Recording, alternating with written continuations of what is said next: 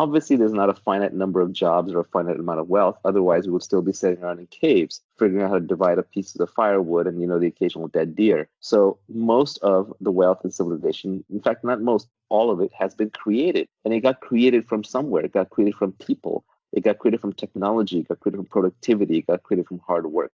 So this idea that it's stolen is, I think, this horrible zero-sum game that people who are trying to gain status play. But the reality is everyone can be rich. And we can see that by seeing that in the first world, everyone is richer than almost anyone who was alive 200 years ago. 200 years ago, nobody had antibiotics, nobody had cars, nobody had electricity, nobody had the iPhone. So all of these things are inventions that have made us wealthier as a species. Today, I would rather be a poor person in a first world country than be a rich person in Louis XIV's France. I'd rather be a poor person today than an aristocrat back then. And that's just because of wealth creation. The engine of technology is science that is applied for the purpose of creating abundance. So I think fundamentally everybody can be wealthy.